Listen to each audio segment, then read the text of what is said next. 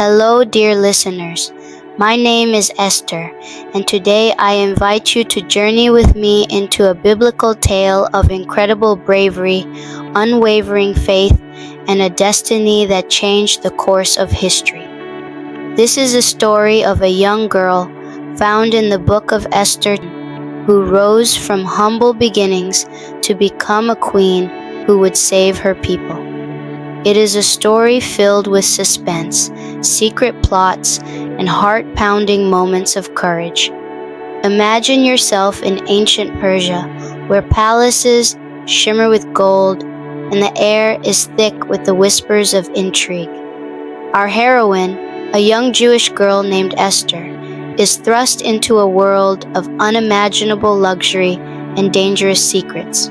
Against all odds, she becomes queen and faces a choice that could cost her everything. Join me as we unravel the breathtaking story of Esther, the courageous queen. Prepare to be captivated by her journey as we witness her stand against the formidable Haman and risk her life for the love of her people.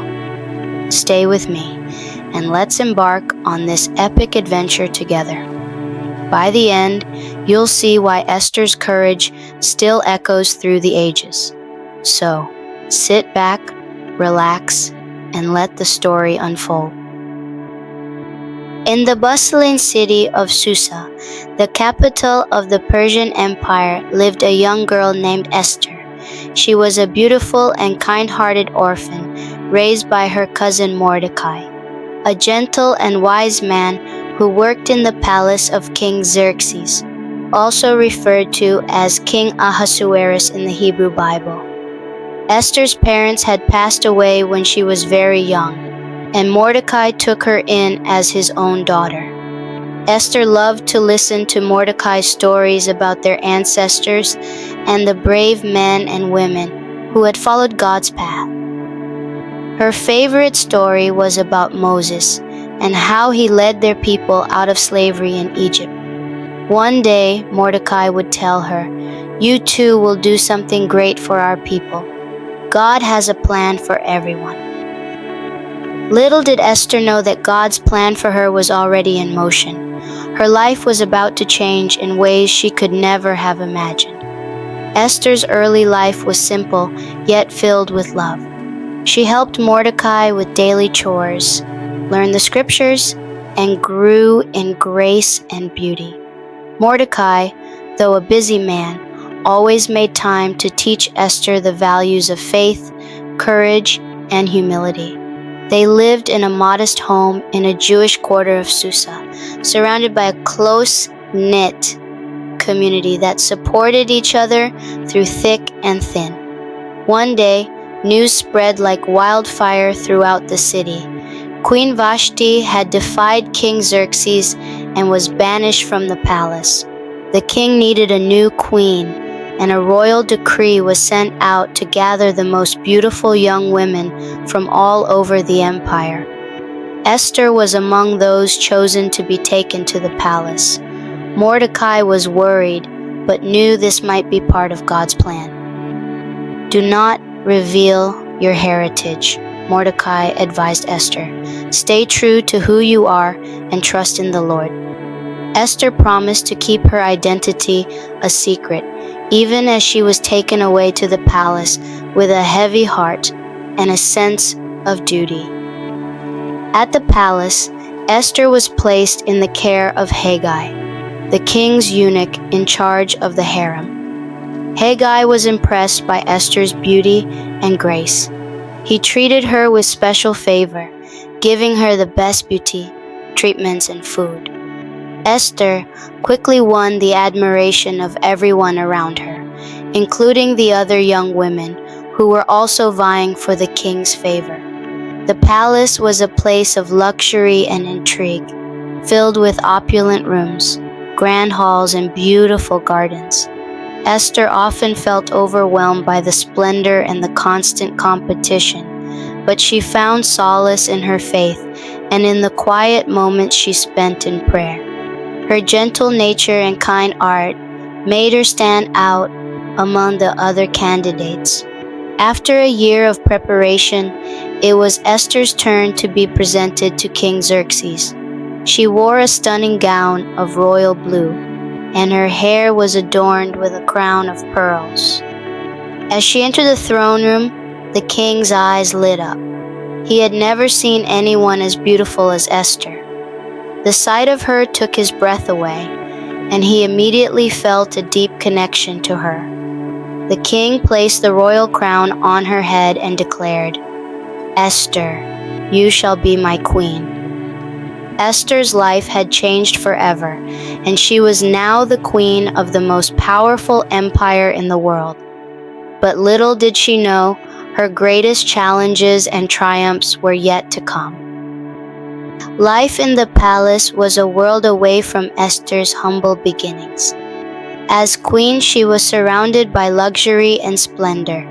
Her chambers were adorned with silks and gold, and she had attendants to cater to her every need. Despite her new status, Esther remained humble and kind, endearing herself to all who met her. She never forgot Mordecai's words and kept her Jewish heritage a secret, praying silently for guidance and wisdom. Esther's days were filled with the responsibilities of a queen. She attended court sessions, hosted banquets, and learned the intricate politics of the empire. Yet, she often felt isolated, longing for the simplicity of her old life and the companionship of Mordecai. The palace, for all its grandeur, could be a lonely place. Mordecai, meanwhile, continued his duties at the palace gate. He kept a watchful eye on Esther from afar, sending her messages and advice whenever he could. His presence, though distant, was a source of comfort and strength for Esther. One day, Mordecai overheard a plot to assassinate the king. Two of the king's officers, Bigthana and Teresh, were conspiring to kill Xerxes. Mordecai quickly sent word to Esther, who informed the king. The conspirators were caught and executed, and the king's life was saved. This act of loyalty was recorded in the royal chronicles, but Mordecai's name was not mentioned. Despite this, Esther and Mordecai continued their lives quietly, always vigilant, always waiting for God's guidance. Meanwhile, in the palace, a new threat was brewing. Haman, a high-ranking official in the king's court, was rising in power. Haman was an ambitious and cruel man who craved recognition and authority. He demanded that everyone bow down to him, a demand that Mordecai, a devout Jew, could not comply with. Mordecai's refusal infuriated Haman, and he became determined to destroy not just Mordecai, but all the Jews in the empire. Haman devised a sinister plan. He approached the king with deceitful words. "There are certain people dispersed among the nations," he said, "who do not obey the king's laws. It is not in the king's best interest to tolerate them. If it pleases the king, let a decree be issued to destroy them." King Xerxes, trusting Haman and unaware of his true intentions, agreed and handed him his signet ring to seal the decree. The fate of the Jewish people seemed sealed, and Haman's evil plot was set into motion. He sent out orders to all the provinces, commanding that on a specific day, all Jews, young and old, women and children be killed, and their possessions plundered. When Mordecai learned of Haman's plot, he tore his clothes and put on sackcloth and ashes, mourning in the streets of Susa. He cried out to God for help and sent a message to Esther, urging her to go to the king and plead for her people. The news spread quickly among the Jewish community, and a sense of dread filled their hearts. Esther was filled with dread. Approaching the king without being summoned was punishable by death unless he extended his golden scepter. She sent a message back to Mordecai, explaining her fear. Mordecai's response was firm but encouraging. Do not think that because you are in the king's house, you alone of all the Jews will escape. For if you remain silent at this time, relief and deliverance for the Jews will arise from another place, but you and your father's family will perish. And who knows but that you have come to your royal position for such a time as this?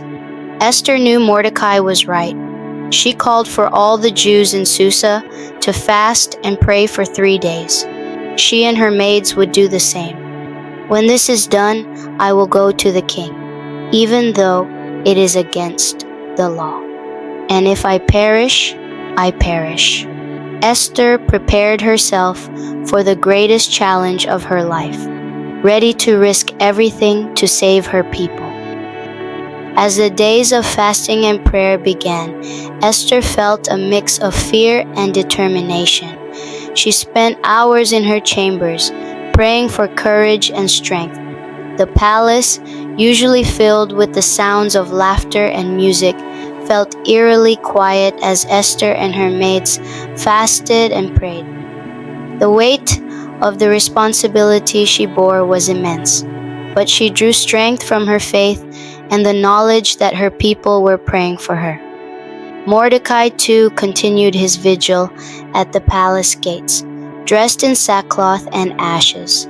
His presence was a constant reminder of the peril they faced and the hope they clung to.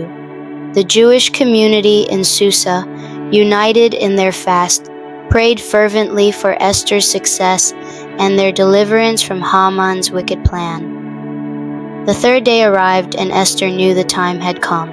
She dressed in her royal robes, her heart pounding with each step she took towards the inner court of the palace. As she stood before the entrance, she took a deep breath, whispering a final prayer for courage. She stepped into the inner court, facing the throne room where King Xerxes sat. The court was filled with officials and servants, all of whom turned to look as Esther entered. A tense silence fell over the room. King Xerxes looked up and saw his queen standing in the inner court.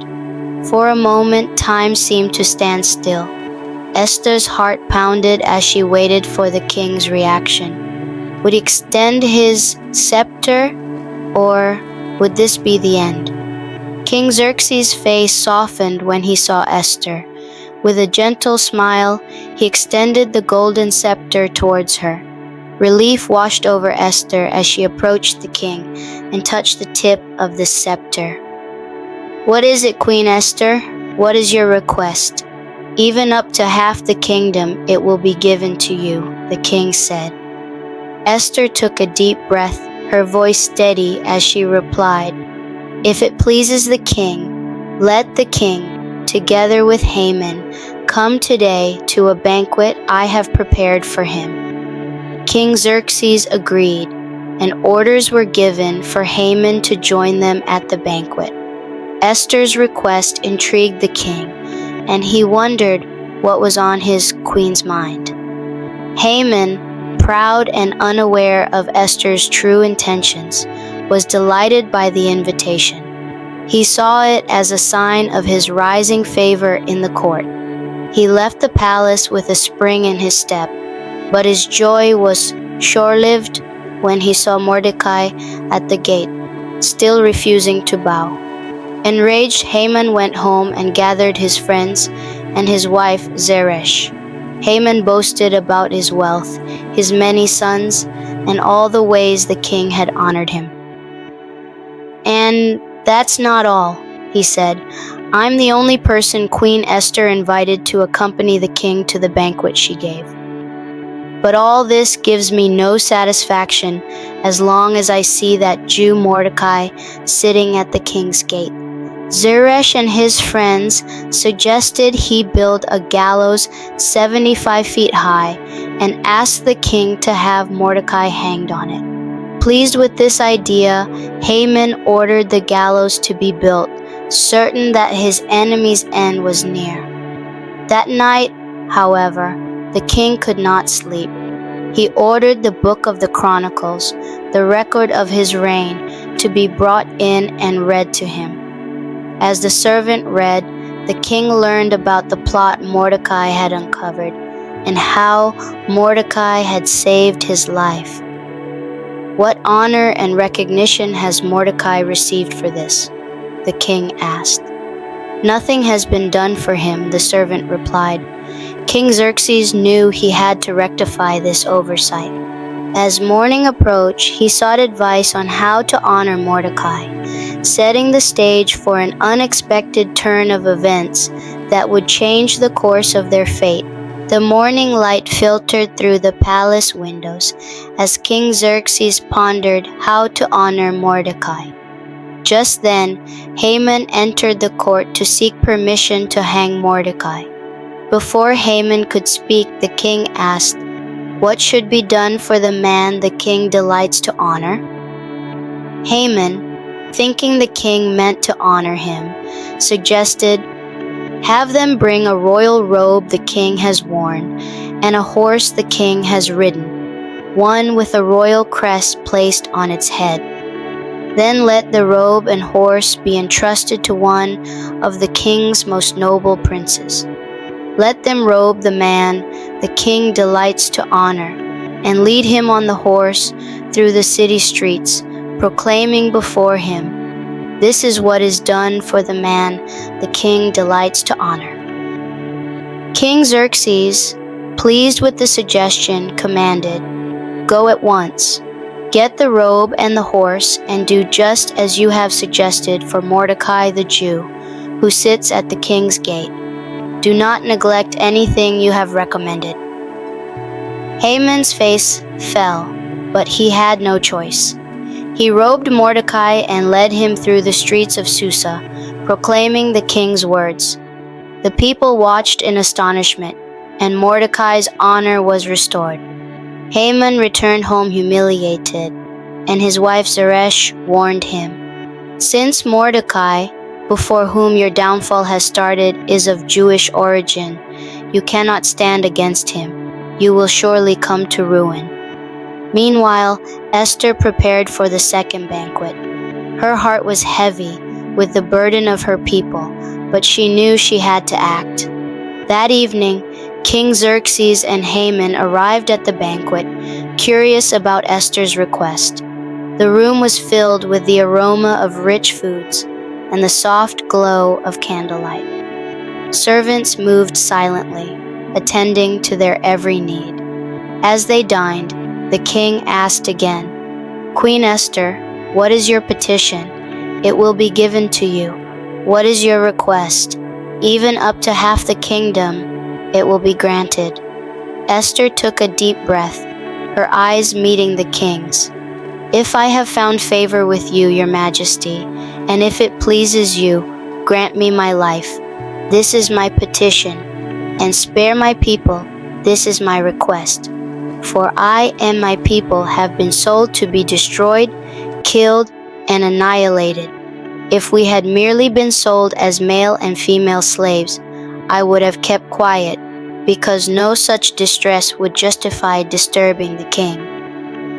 King Xerxes' face turned red with anger. "Who is he?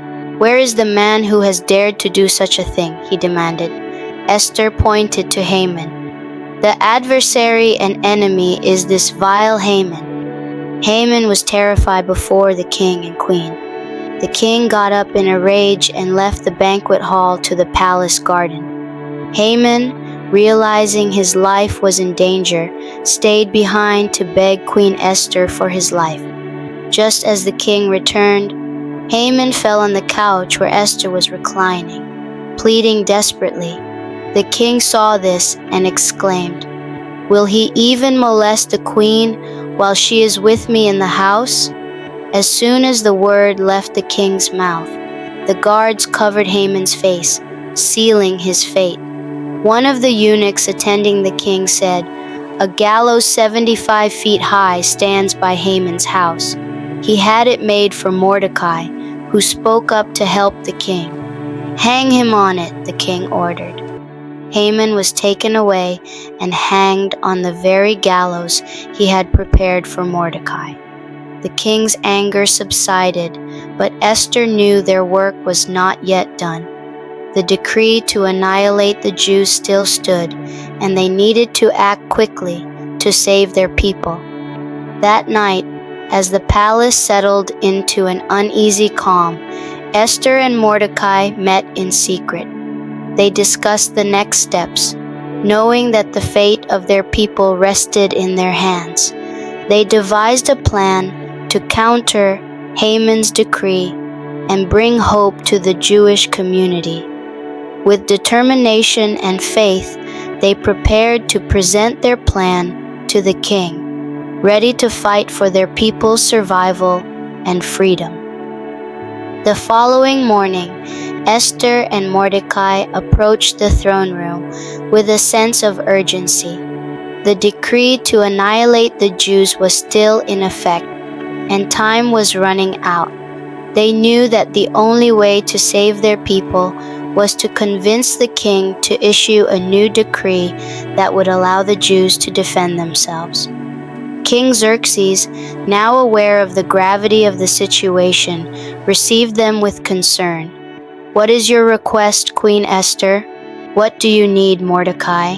he asked, his voice filled with sincerity. Esther stepped forward, her voice steady but urgent.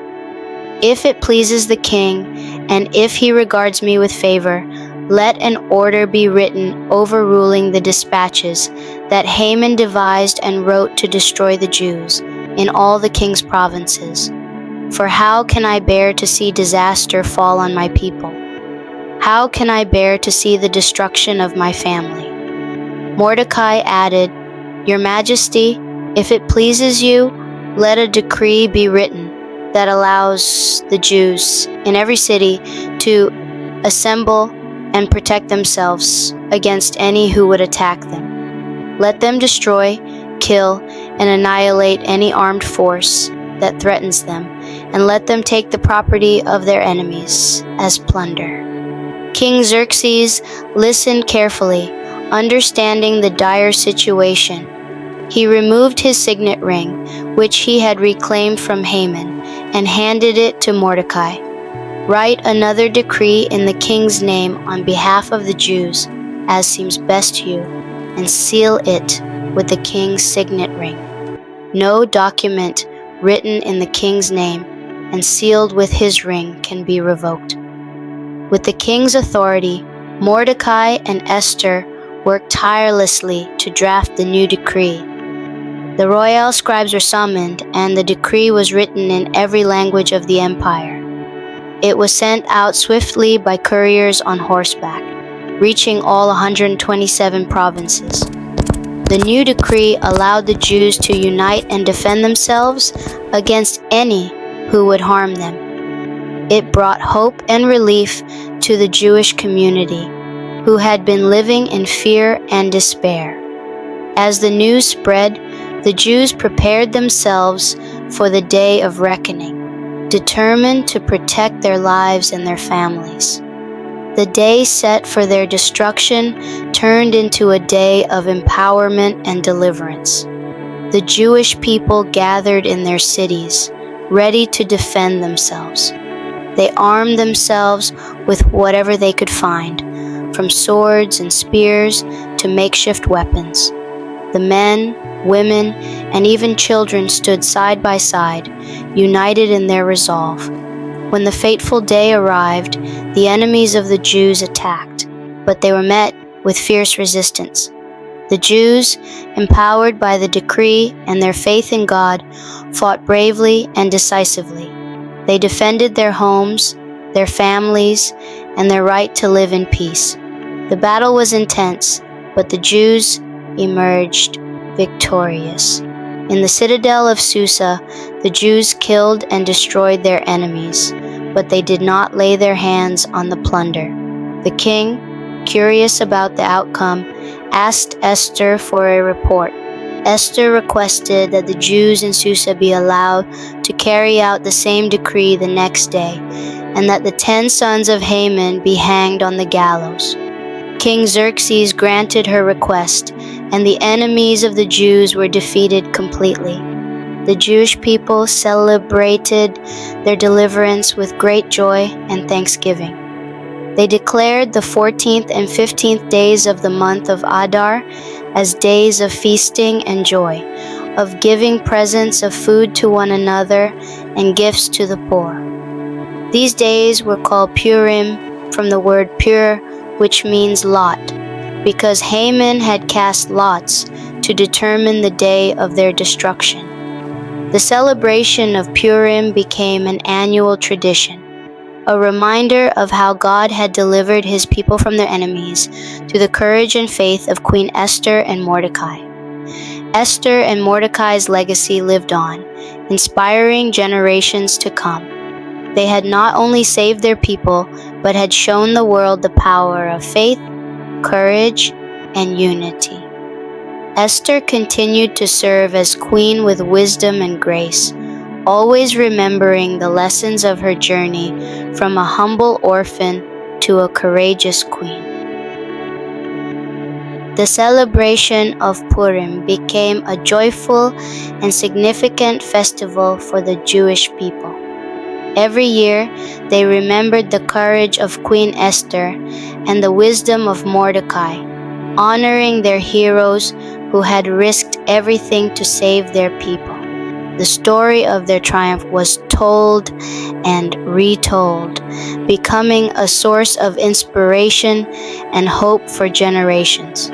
Queen Esther continued her role in the palace with grace and dignity. She was not just a queen, but a beloved figure who had earned the respect and admiration of her people. Her bravery and faith had changed the course of history, and she ruled with a heart full of compassion and justice. Mordecai, now a high-ranking official in the king's court, worked tirelessly to ensure the safety and prosperity of the Jewish community. He used his position to advocate for justice and to help those in need. Under his guidance, the Jewish people thrived and enjoyed a time of peace and stability. King Xerxes, grateful for the loyalty and bravery of Esther and Mordecai, continued to support and protect the Jewish community. He often sought Mordecai's counsel, valuing his wisdom and integrity.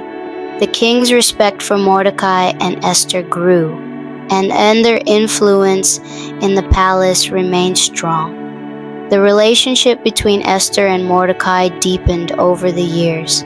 They shared a bond that went beyond family ties, united by their shared experiences and their commitment to their people.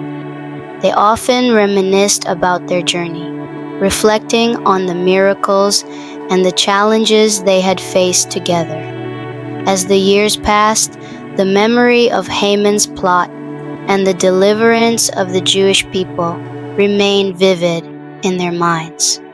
Esther and Mordecai made sure that the story of Purim was preserved and celebrated. They encouraged the Jewish community to teach their children about the importance of faith, courage, and unity. In the palace, Esther's influence extended beyond the Jewish community. She became a symbol of strength and resilience for all the people of the empire. Her story inspired women and men alike, teaching them that one person's courage could change the course of history. Esther and Mordecai's lives were a testament to the power of faith and the importance of standing up for what is right. They had faced seemingly insurmountable odds and had emerged victorious, guided by their trust in God and their love for their people. As Esther grew older, she often reflected on her journey from a humble orphan to the queen of the Persian Empire. She knew that her life had been shaped by a divine plan, and she remained grateful for the opportunities and challenges she had faced. She continued to serve her people with humility and grace, always mindful of the responsibility she carried. Mordecai, too, never forgot the lessons of their journey. He remained a wise and compassionate leader, always seeking justice and peace. His legacy was one of integrity and faith, and his influence continued to shape the lives of those around him. The celebration of Purim remained a joyous and meaningful tradition, a time for the Jewish community to come together in gratitude and remembrance. They honored the bravery of Esther and Mordecai and celebrated their deliverance with feasting joy and acts of kindness. Esther and Mordecai's story was a beacon of hope, a reminder that even in the darkest of times, faith and courage could lead to miraculous deliverance. Their lives were a testament to the power of standing up for what is right and trusting in God's plan. And so, the legacy of Esther, the courageous queen, and Mordecai, the wise leader, lived on, inspiring countless generations to come. Their story was a timeless reminder of the strength that comes from faith, the power of unity, and the importance of courage in the face of adversity. And so, dear listeners, we've reached the end of our incredible journey with Esther, the courageous queen. Her story is a timeless reminder that bravery and faith can overcome even the greatest of challenges. From Esther, we learn that true courage often means standing up for what is right, even when it's difficult. Her unwavering faith and determination saved her people and left a legacy of hope and resilience. Mordecai's wisdom and loyalty also teach us the value of integrity and standing by our loved ones in times of need. In a world that can sometimes seem overwhelming, Esther's story reminds us that one person's bravery can make a world of difference. It encourages us to be courageous, to have faith, and to act with kindness and integrity no matter the circumstances. Thank you so much for joining me on this biblical adventure through history. If you enjoyed this story, please give this video a thumbs up and share it with your friends and family. And don't forget to subscribe to our channel and hit the notification bell so you won't miss out on more inspiring stories and captivating content. Until next time, keep being brave and let your faith guide you. Goodbye for now,